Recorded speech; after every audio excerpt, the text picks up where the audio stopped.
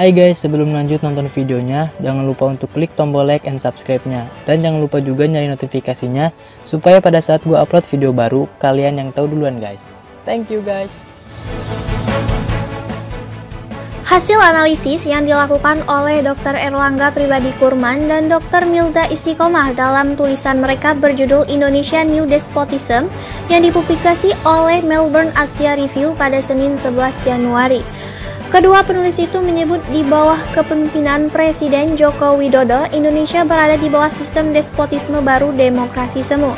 Despotisme baru dicirikan oleh kekayaan dan perluasan kekuasaan eksekutif dengan mengendalikan peradilan.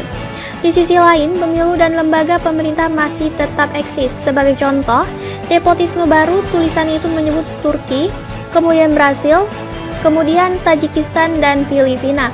Despotisme baru berbeda dengan despotisme klasik yang mengacu pada kekuasaan yang kejam dan penegakan hukum yang sewenang-wenang tanpa persetujuan orang.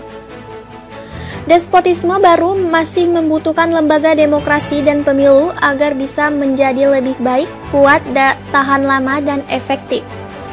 Di sisi lain, para penguasa mengartikulasikan diri mereka sebagai elit yang berdiri di puncak hierarki politik. Mereka menggabungkan kekuatan pasar modal, teknologi, media, serta angkatan bersenjata.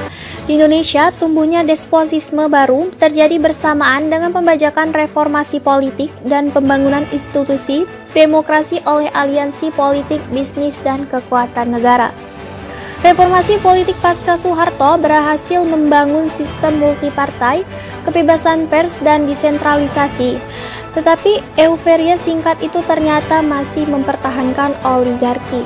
Saat ini oligarki yang terbentuk tumbuh antara elit politik dan bisnis yang kuat di tingkat lokal karena desentralisasi, kecenderungan aliansi politik bisnis untuk mengambil sumber daya negara yang berwujud untuk kepentingan mereka sendiri merusak pembangunan institusi yang demokratis. Menurut para penulis, pemerintahan Jokowi menunjukkan ke arah despotisme baru sejak 3 tahun terakhir. Terlihat dari pelarangan Hizbut Tahrir pada 2017 yang dilakukan atas nama menjaga dan melindungi Pancasila. Langkah itu dianggap sepertinya melemahkan kebebasan berekspresi.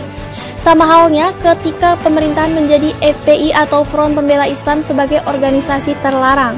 Selain itu, amandemen UU KPK serta UU Cipta Kerja menjadi indikasi kuat bahwa pemerintahan Jokowi melindungi kekuasaan oligarki.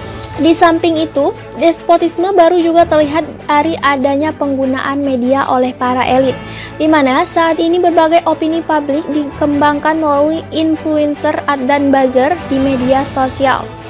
Para penulis mencatat despotisme baru memungkinkan kepentingan oligarki untuk menghancurkan supremasi hukum dan menggantikannya dengan aturan demi hukum.